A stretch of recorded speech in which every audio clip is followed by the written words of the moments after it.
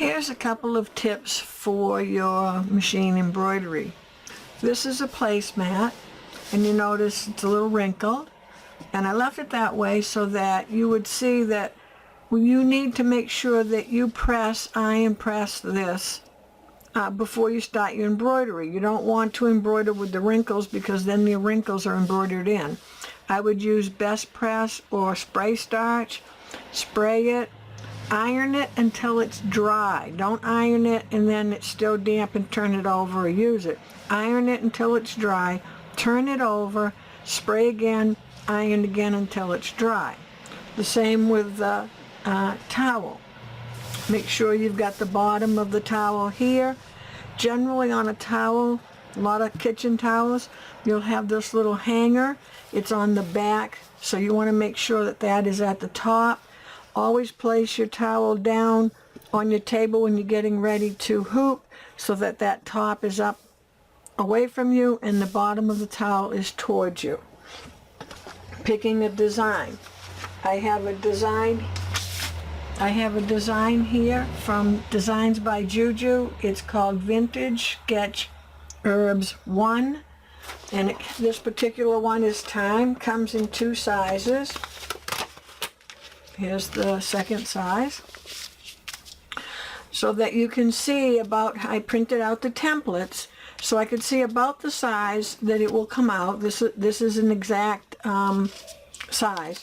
So I can place it and see, okay, where would I want it? Is it the right size that I want to have? For example, I might want to have a smaller one. I might want to have 3 different herbs on the bottom of the towel. So you've got lots of different options. So let's say we're going to take this one, and if our placemat was part of the same set, same coloring, you might use the big one on your towel and then place the small one on the side. So everything would coordinate together. The other thing you want to keep in mind, so I'm going to have this, I'm going to lay this template down about where I want this to be. The other thing I want to keep in mind is when you're hooping, here's my hoop, I have to make sure my design is going to fit in my hoop okay. So if you have your templates that come with your hoops, you can put that on and you can see that the center of the template is right here. These lines mark up with the groove that they kind of stick up, top and bottom, left and right with these lines. Also on this would line up because it has the crosshairs on it. So I could line up this and this. I don't have to concern myself so much with the center.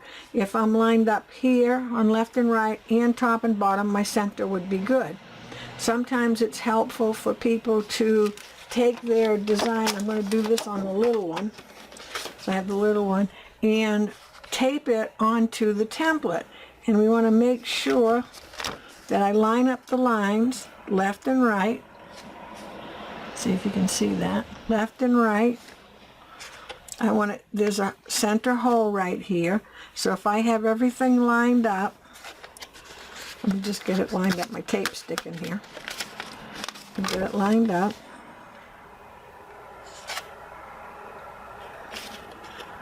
And then I'll do a close-up. So if I come in closer here, let's get this, so there we go. If you look right in this little center hole, where all the lines meet should be in the center of the template. So then I would have this, I could lay this on my hoop.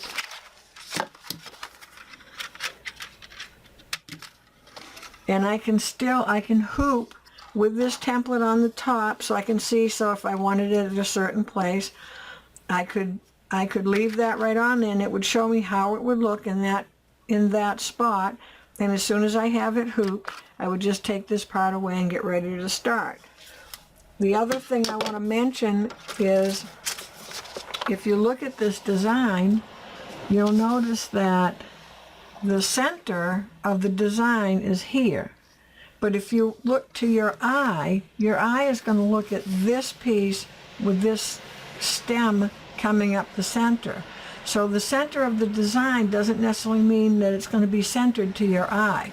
So I would hoop this with this part in mind being centered than I would making that my center on that section there. On this particular project, I would use a sticky stabilizer. So this is a sticky stabilizer, and you can tell it's kind of thick feeling, but it's very waxy, shiny on the front, and it's kind of a dull drab on the back.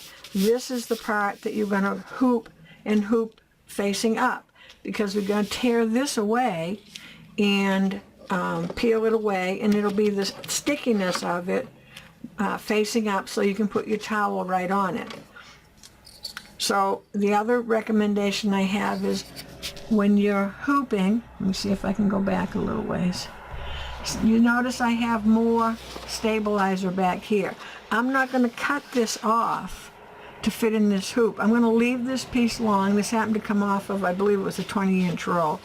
And I'm going to come down here, and I would hoop down here so that I may be able to, on my next time, hoop up here where, excuse me, if I cut it, and I cut it off around here, I don't have enough to hoop again.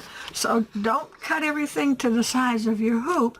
Leave the piece long, get your width right. Sometimes you can go this way and go a little longer, and then you might get more hooping. So you kind of have to judge by what the design looks like, what size hoop you have to use, but I would definitely keep my whole length there. So the tip for today is make sure you iron your fabric, press it, best press or spray starch. This is going to be a sticky stabilizer. Get your template out if that helps you to place and see if the size of the design is going to look right for what you're doing.